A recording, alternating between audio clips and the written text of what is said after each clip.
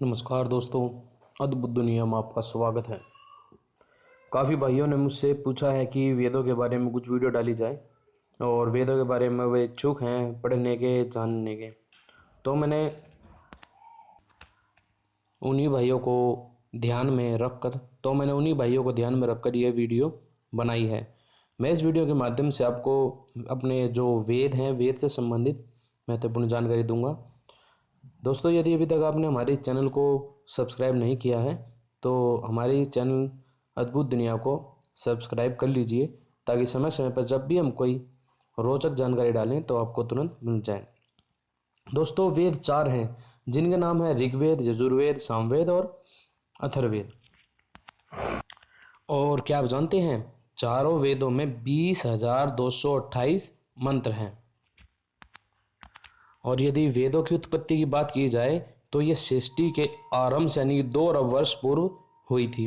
मैं जानता हूँ कि काफ़ी व्यक्ति इस पर विश्वास नहीं करेंगे कि सृष्टि की शुरुआत में वेदों की उत्पत्ति कैसे हो गई। उन्हें इस विषय में जानने के लिए वेदों को पढ़ना होगा और जो विद्वान हैं उनसे संपर्क करना होगा, तो उनकी सारी शंकाएं स्वयं मिट जाएंगी। देखिए दोस्तों, जैसे ईश्वर सत्य है तो वेद जो है वो ईश्वर का ही ज्ञान है। जिस प्रकार ईश्वर सत्य है उसी प्रकार वेद भी सत्य हैं। अब सवाल ये उठता है कि वेदों में है क्या। बहुत से भाइयों को, हिंदुओं को या फिर और भी हैं दूसरे धर्म के, उनको भी ये नहीं मालूम कि वेदों में है क्या। हम दरअसल दूसरों से जैसा सुन लिया, जैसा जान लिया, बस उसी के पीछे चल देते हैं। यदि कोई कहता है वेदों में बलि प्रथा है तो बहुत से व्यक्ति मान लेते हैं कि हाँ भाई, वेदों में बलि प्रथा है। कोई कहता है कि वेदों में तंत्र मंत्र है तो काफी व्यक्ति मान लेते हैं कि हाँ भाई, वेदों में तंत्र मंत्र है। और कोई कहता है कि वेदों में इतिहास है तो लोग भाई यकीन कर लेते हैं कि हाँ भाई, वेदों में इतिहास है।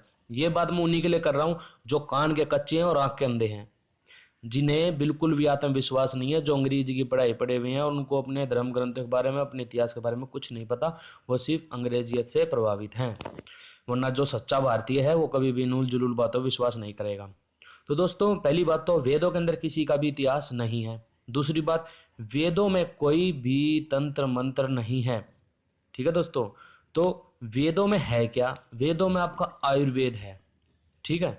और वेदों में आपका खगोल विज्ञान है, भौतिक विज्ञान है, रसायन विज्ञान है।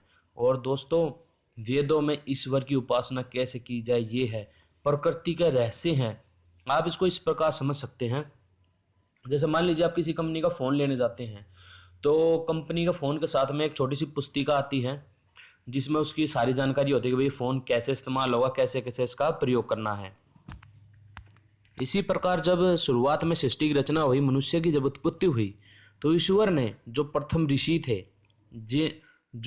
ऋषि थे, जिनका नाम था अग्नि, वायु, आदित्य और अंगिरा, इनके द्वारा ईश्वर ने हमें वेद दिए। अब इनके द्वारा वेद किस प्रकार आए? देखिए, ऋषि थे, समाधि की अवस्था में इनके अंदर स्वयं मंत्र आए और ईश्वर ने उनको ये मंत्र दिए, तो उन्होंने इनको लिखा। इस प्रकार वेदों की स्थापना हुई और इसमें असंभव कुछ भी नहीं है। दोस्तों, मैं आपको एक छोटी सी घटना बताता हूँ। जब ऋषि दयानंद ने वेदों का भाष्य किया था तो उनके अंदर उन्होंने वायुयान, हवाई जहाज का भी जिक्र किया था। अब ये एक विद्वान थे, शिवकर बापूजी तलपड़े, तो उनके हाथ में ऋषि दयानंद के जो भाष्य किए गए वेद थे वो लगे। तो उन्होंने उनको पढ़ा तो देखा कि उसमें ऐसी कोई विज्ञान है, ऐसा वायुयान, इस तरह की कुछ चीजें हैं। तो उन्होंने उसके बारे में और खोजबीन करी। उनको ऋषि भारद्वाज का विमान शास्त्र मिला। और दोस्तों, विमान शास्त्र मेरे पास में भी है। जिन भाइयों को शंका हो तो मैं उनको वीडियो बना के दिखा सकता हूँ। तो विमान शास्त्र लगा तो उन्होंने एक पहला हवाई जहाज बनाया था जो कि 1895 में उन्होंने मुंबई में जुहू पार्टी पे उड़ाया था।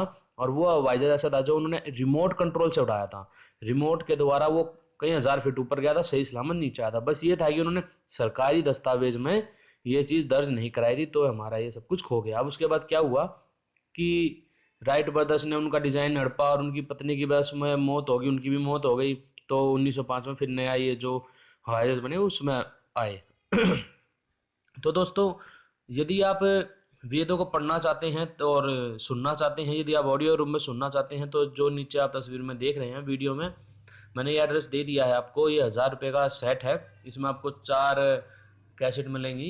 ये लगा लीजिए, एक डिब्बी में 2 हैं तो 2 4 6 8 इसके अंदर डीवीडी हैं। तो उनके अंदर पूरे वेदों के बारे में पूरी जानकारी आप उसको पढ़ सकते हैं और जानकारी हासिल कर सकते हैं। और हाँ दोस्तों, इसमें सावधान रहने की बात यह भी है कि कुछ अंग्रेज व्यक्ति हैं, कुछ विदेशी व्यक्ति हैं, जैसे मैक्स मूलर, उन्होंने वेद का भाष्य किया। अब उन्होंने क्या करा, उन्होंने पूरा गंध मचाया हुआ है उसके अंदर, उनको खुद नहीं मालूम। आप खुद ही देखिए, यहाँ की संस्कृत, ये जो संस्कृत भाषा है, क्या वो अंग्रेज व्यक्ति पूरी तरह समझ सकता है? मात्र संस्कृत समझने से भी, जिसको मात्र संस्कृत पढ़नी आती है, वो भी वेदों का भाष्य नहीं कर सकता। दोस्तों, वेदों का भाष्य सिर्फ वही व्यक्ति कर सकता है जो समाधिस्थ योगी हो, जिसके पास में संस्कृत का भी ज्ञान हो, लेकिन वो सबसे बड़ी बात आध्यात्मिक हो, समाधिस्थ योगी हो। और ऐसे ऋषि दयानंद हुए थे, उन्होंने ही वेदों का सही सही भाष्य किया है। तो दोस्तों, आप जब भी पढ़ें तो ऋषि दयानंद के द्वारा किए गए भाष्य ही पढ़ें। आप अपने आसपास कोई आर्य समाज होगा, वहां से संपर्क करें, आर्य समाज से, वहां से आप वेद आसानी से उपलब्ध आपको हो सकते हैं ऋषि दयानंद के भाष्य किए हुए, सिर्फ, जो कि आपको बिल्कुल सही दिशा देंगे और सही जानकारी देंगे। और बाकी आप ये अगर सुनना चाहते हैं तो ऑडियो के रूप में आप ये वेद खरीद सकते हैं, जिनका एड्रेस अब ये देखिए, इसको मैंने जूम भी कर दिया है वीडियो में, आप ये एड्रेस पढ़ ही रहे हैं, इसको नोट कर लीजिए, मोबाइल नंबर लिख लीजिए और आप यहाँ से मंगवा सकते हैं। बस मैं आपको यही जानकारी देना चाहता था। उम्मीद करता हूँ कि आपको आपकी जानकारी मिल गई होगी। अब आप अपने वेद मंगवा कर उसकी जानकारी ले सकते हैं, पढ़ सकते हैं। और हाँ, मैं इसमें जैसे कि मनुष्य की उत्पत्ति कैसे हुई, इसके बारे में वीडियो डालूंगा जल्दी। तो दोस्तों, इंतजार कीजिए इस वीडियो का। हाँ, हमारे चैनल को सब्सक्राइब कीजिए, इस वीडियो को लाइक कीजिए, शेयर कीजिए, ताकि समय आने पर जब भी हम कोई वीडियो डालें तो आपको उसको तुरंत नोटिफिकेशन आए और आप उसको सुन पाए। तो दोस्तों, नमस्ते, जय रेवत। फिर मिलते हैं किसी नई वीडियो के साथ में।